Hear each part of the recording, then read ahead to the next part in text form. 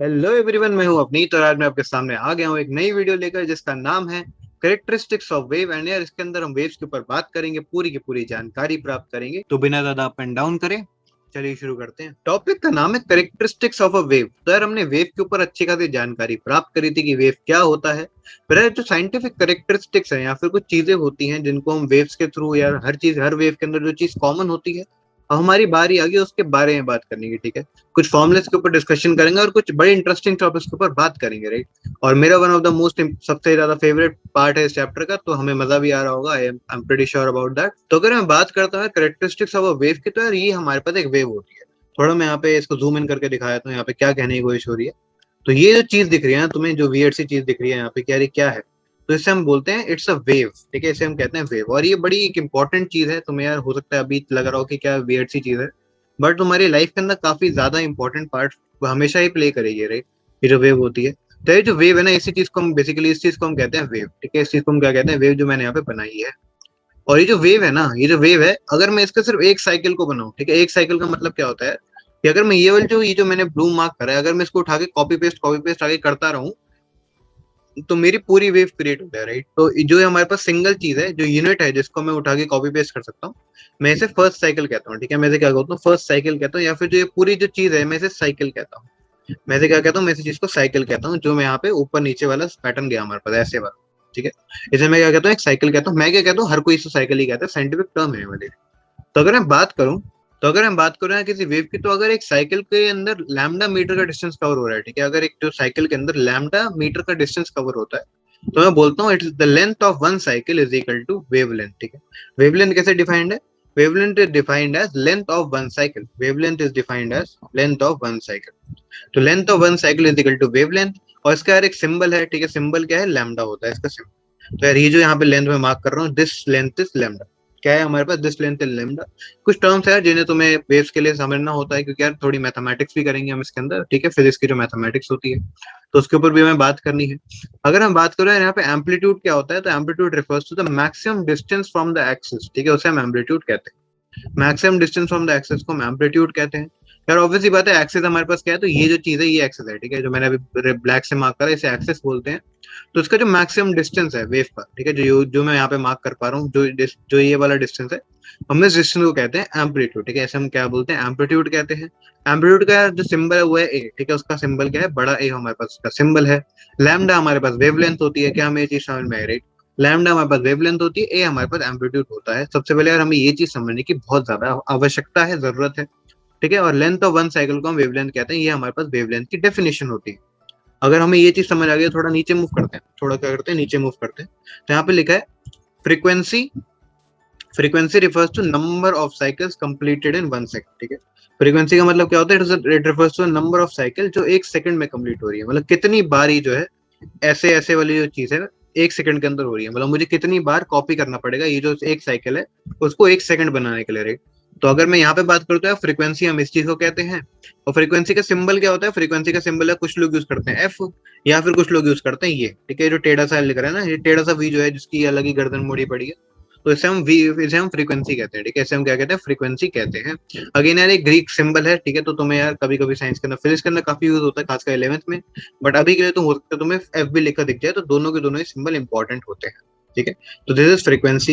And अगर हम velocity की बात करें, तो एक वेव कितना बेसिकली डिस्टेंस कवर कर रही है एक सेकंड के अंदर, उसे हम वेलोसिटी कहते हैं। अगेन है वही चीज जो हम हमेशा पढ़ते आ रहे हैं, वेलोसिटी की बेसिक डेफिनेशन। तो वही वेलोसिटी की बेसिक डेफिनेशन सेम रहेगी यहाँ पे भी, कि velocity refers to the distance covered per second. ठीक है, distance covered per second in metre of course. ठीक है, तो वेलोसिटी हम उसको बोलेंगे। तो वेलोसिटी ऑफ वेव को हम v बोल देते हैं। ठीक है, velocity of wave is v। Frequency of a wave is f, या फिर तुम इसको न्यू बोलते हैं। ठीक है, इसका सिंबल होता है न्यू। एंड अगर मैं यहाँ पे इसको बोलूं वेवलेंथ, तो यार ये जो हमारे पास टेढ़ी चीज बनी हुई है ना, ये ऐसा कुछ जो बना हुआ है, इसे हम लैम्डा बोलते हैं। ठीक है, इसका नाम है लैम्डा। ठीक है, लैम्डा। तो इसको हम लैम्डा बोलते हैं, दैट इज वेवलेंथ। तो अगर मुझे ये सब चीजें समझ आ गई, तो हमारे पास एक बिल्कुल रटा रटा फॉर्मूला होता है, जिसे हम कहते हैं velocity is equal to lambda into frequency. ठीक है, velocity is equal to lambda into frequency, हम इस फॉर्मूले को कहेंगे। या फिर फ्रीक्वेंसी को मैं आगे ये वाला सिंबल भी पुट कर सकता हूँ, तो सेम ही सिंबल है फ्रीक्वेंसी, और मैं इसको बोल सकता हूँ लैम्डा। ये जो न्यू वाला सिंबल होता है उसको भी डाल सकते हैं। ऑल्सो हमारे पास एक और चीज रहती है कि frequency is equal to one by time period होता है। अब टाइम पीरियड का मतलब क्या होता है?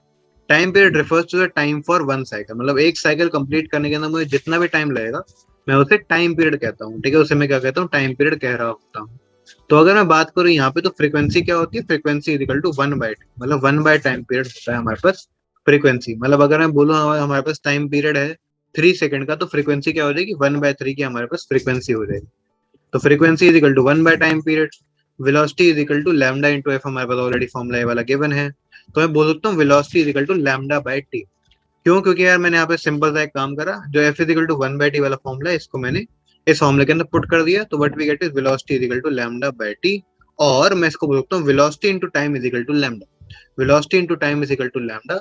एंड यार ये चीज अगर तुम देख लोगे ना तो तुम्हें खुद ही डेरिवेशन की समझ आ जाएगी, क्योंकि वी इज वेलोसिटी, ठीक है, वी इज वेलोसिटी, टी हमारे पास क्या है, टाइम पर साइकिल हो गया ना, वेलोसिटी टी हमारे पास क्या है, टाइम पर साइकिल है, और लैम्डा क्या है, बेसिकली डिस्टेंस पर साइकिल है। तो ये तो बेसिकली वही वाला फॉर्मूला हो गया, velocity into time is equal to distance. ओहो, यही वाला फॉर्मूला था जिसको हमने v is equal to lambda S वाली फॉर्म के अंदर पढ़ रहे थे, राइट। तो हमारे ये वाला फॉर्मूला जो है ये डेरिवेशन में काफी काम आता है, V T is equal to lambda वाला। और ये जो फॉर्मूला है डायरेक्टली यार काफी बार हम यूज करेंगे क्वेश्चंस के अंदर, तो हमें ये वाले दोनों ही फॉर्मूले याद होने चाहिए, v is equal to lambda F वाला and f is equal to 1/t वाला, ठीक है। इससे तुम क्लियरली यार ये वाले को प्रूव कर सकते हो आराम से कि vt is equal to lambda, ठीक है, vt is equal to lambda. बस यही छोटी सी चीज थी जो मुझे बतानी थी। अगर मैं यूनिट्स ऑफ फ्रीक्वेंसी की बात करूँ तो ऑब्वियस ही बात है, फ्रीक्वेंसी हमारे पास 1/t होता है, ठीक है, फ्रीक्वेंसी क्या होता है हमारे पास 1/t होता है, एंड ऑब्वियस ही बात है टाइम पीरियड की जो यूनिट होगी वो सेकंड होगी, राइट। तो अगर 1/t है तो I can write it as 1/सेकंड, ठीक है, 1/सेकंड। तो अगर मैं फ्रीक्वेंसी की यूनिट की बात करूँ तो इट इज सेकंड इनवर्स, या फिर बोल सकते हो 1/s, ठीक है। अगर मैं इसकी बात करूँ तो 1/s हमारे पास ऐसे यूनिट है फ्रीक्वेंसी। अगर मैं लैम्डा की बात करूँ तो लैम्डा तो ऑब्वियसली हमारे पास डिस्टेंस है, ठीक है, लैम्डा हमारे पास एक डिस्टेंस है, तो ये तो ऑब्वियसली मीटर ही हो गया ना, ये तो हमारे पास क्या क्या हो गया, क्लियरली एक मीटर हो। तो ये चीज हमें क्लियरली समझ आ रही होगी, कोई डाउट नहीं होगा सपोज। तो एक बार अगर मुझे मार्क करनी हो इंपॉर्टेंट चीजें, तो important points are v is equal to lambda F, F is equal to 1/t। That's all, ज्यादा चीजें समझने की जरूरत नहीं है, इट्स वेरी इजी यार, कोई बहुत बड़ी चीज नहीं है। एंड हाँ, टी हमारे पास क्या है, तो T is equal to time period या फिर टाइम फॉर वन साइकिल, ठीक है, टाइम फॉर वन साइकिल को हम टाइम पीरियड बोल रहे होते हैं। इतनी सी छोटी सी चीज है, बहुत ज्यादा कोई दिक्कत वाली बात नहीं। नेक्स्ट है थोड़ी और बात करते हैं।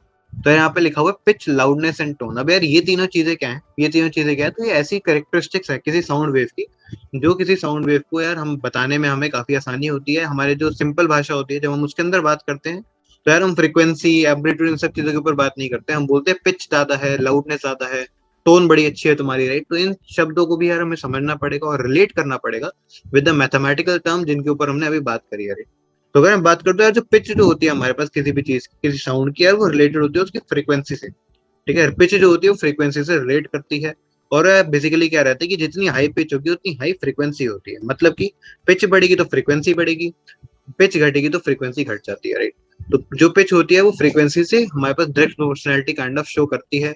और या जितनी ज्यादा पिच साउंड होगी या फिर बोल सकते हैं जितनी ज्यादा फ्रीक्वेंसी होगी किसी साउंड की, या वो उतनी ज्यादा शार्प साउंड होती है, ठीक है, उतनी ज्यादा क्या होती है, शार्प साउंड होती है, थिन हो जाती है आवाज बहुत ज्यादा, राइट। एग्जाम्पल है जो फीमेल साउंड होती है वो जनरली साउंड जो जनरली शार्प और थिन होती है, ठीक है। और जो मेल साउंड होती है वो लो पिच्ड होती है, लो फ्रीक्वेंसी वाली साउंड होती है, जो कि हैवी और ब्लंट टाइप की साउंड होती है, ठीक है। मतलब अगर मैं हैवी साउंड लगाऊं, ठीक है, जैसे मेरी आवाज थोड़ी थोड़ी बारी है, तो अगर मैं इसकी बात करूँ तो अगेन मेरी जो आवाज है वो लो पिच की पड़ेगी। और अगर मैं अपनी मम्मी को बुलाऊंगा तो उनकी आवाज क्या होगी, हाई हाई पिच की पड़ेगी, या फिर बोलते हैं शार्प, उनकी शार्प आवाज होती है, राइट। तो ये बेसिकली अगेन प्यूबर्टी के टाइम पे हमारी जो आवाज है तो आवाज होती है वो चेंज हो जाती है। बट हमारा टॉपिक हमें प्यूबर्टी नहीं है, हमारा टॉपिक ये है कि हमारे हाई पिच का मतलब हाई फ्रिक्वेंसी या फिर शार्प या थिन साउंड, फीमेल्स के अंदर एग्जाम्पल होता है इसका। और अगर मैं बात करूँ लो पिच या लो फ्रिक्वेंसी की, तो हाई हैवी और ब्लंट साउंड जो होती है, जैसे सनी देओल की आवाज होती है भारी सी, तो बिल्कुल वैसे वाली जो आवाज होगी वो मेल्स की होती है, एंड उसे हम high pitch low pitch sound कहते हैं। और अगर मैं इसको डायग्रामेटिकली समझाने की कोशिश करूँ तो ऑब्वियस सी बात है फ्रीक्वेंसी का मतलब क्या होता है, साइकिल्स पर सेकंड। तो अगर मैं इस एरिया को 1 सेकंड ले रहा हूँ, ठीक है, अगर मैं इसको 1 सेकंड ले रहा हूँ, तो हम बोल सकते हो कि जितनी ज्यादा फ्रीक्वेंसी होगी उतनी बार जो साइकिल है वो बार बार रिपीट होंगे, राइट। तो ये बेसिकली ये जो पहली वाली एग्जांपल है वो किसका है, एक हाई पिच का है, पहला वाला एग्जांपल किसका है, एक हाई पिच का है। एंड जो नीचे वाला एग्जांपल है वो क्या है, बेसिकली लो पिच साउंड का हो रखा है, राइट। तो इससे लो पिच साउंड नीचे वाला और ऊपर वाला एक हाई पिच साउंड है। हाई पिच का मतलब है बार बार हमारे पास जो साइकिल्स है वो कंप्लीट हो रही है, हाई साइकिल्स कंप्लीट हो रही है, क्योंकि फ्रीक्वेंसी का मतलब ये नंबर ऑफ साइकिल्स कंप्लीटेड पर सेकंड। तो अगर मैं लो पिच की बात करता हूँ और अगेन फ्रीक्वेंसी कम, मतलब कि कम साइकिल्स कंप्लीट होती है 1 सेकंड के अंदर। तो अगर हमें ये चीज क्लियर है तो हम जा सकते हैं लाउडनेस के ऊपर। तो लाउडनेस बेसिकली क्या है, it is related to amplitude, ठीक है, रिलेटेड किससे, एम्पलीट्यूड से रिलेटेड है। जिसके ऊपर अभी अभी हमने बात कर दी कि यार वो maximum distance from the axis है। तो अगर मैं एम्पलीट्यूड की बात करूं तो यार जो लाउड साउंड होती है उसका हाई एम्पलीट्यूड होता है, ठीक है। जो लाउड साउंड होती है उसका एम्पलीट्यूड क्या होता है, हाई होता है।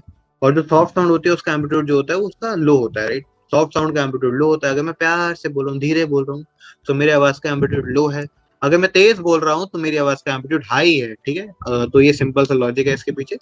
एंड अगर मैं बात करूँ यार, ये जो हमारे पास डायग्राम है तो ये एक हाई एम्पलीट्यूड वाला डायग्राम है, पहला वाला। क्यों? क्योंकि यार यहाँ पे जो डिस्टेंस है फ्रॉम द एक्सिस वो ज्यादा है एज कम्पेयर टू ये जो नीचे वाला है वो लो एम्पलीट्यूड का है, राइट। वो क्या है, लो एम्पलीट्यूड का है। क्योंकि अगेन है जो हमारे पास नीचे वाला है उसकी जो डिस्टेंस है फ्रॉम एक्सिस वो काफी कम है एज कम्पेयर टू जो पहला वाला एक ग्राफ दे रखा है हमारे पास। Last but not the least हमारे पास एग्जाम्पल आता है क्वालिटी का। वह क्वालिटी क्या होती है, जो हमारे पास टोन होती है ना वो डायरेक्टली कहीं ना कहीं रिलेट होती है क्वालिटी से। क्वालिटी का मतलब क्या होता है, किसी की साउंड में बहुत ज्यादा कम क्रैक्स हैं या फिर रेगुलर सी साउंड है, जैसे पहला वाला एग्जांपल देगा। दो या टाइप की साउंड हमें देखने को मिलती है, जैसे अरिजीत सिंह की साउंड और दूसरी मेरी आवाज, ठीक है। तो यार स्मूथ आवाज बेसिकली कौन सी होती है, स्मूथ आवाज वो आवाज है जिसके अंदर क्रैक्स नहीं है, बिल्कुल एक रेगुलर सा ग्राफ है, राइट। एक बड़ा ही अच्छा सा ग्राफ है, सिंपल सा क्रैक ग्राफ जब बन के आता है तो हम उसे बोलते हैं it's a smooth sound. On the other अगर मैं रफ साउंड की बात करूँ तो रफ साउंड ऐसी होती है जैसे मैं अभी बोल रहा हूँ। तो यार बेसिकली यहाँ पे क्या हो रहा है, ऊपर नीचे कुछ भी टेढ़ा मेढ़ा रास्ता जो होता है उसे हम रफ साउंड बोलते हैं।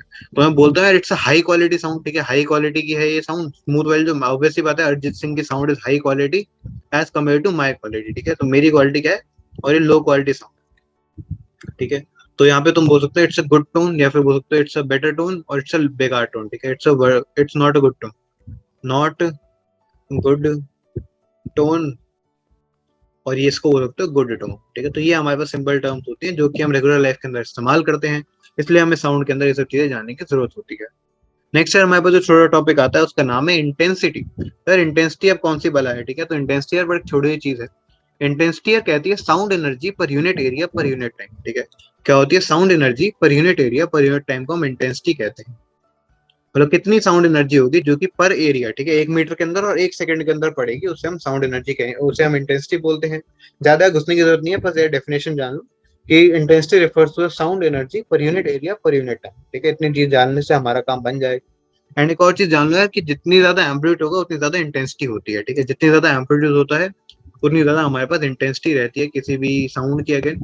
एंड जो साउंड एनर्जी होती है बेसिकली ये अगेन ये थोड़ा एक्स्ट्रा हो जाएगा, ये 11th के अंदर पढ़ते हैं चीजें, पर मैं ऐसे ही बता रहा हूँ। जो साउंड एनर्जी होती है वो हमारे पास ए स्क्वायर से प्रोपोर्शनल होती है, मतलब जो एम्पलीट्यूड है उसके स्क्वायर से प्रोपोर्शनल होती है।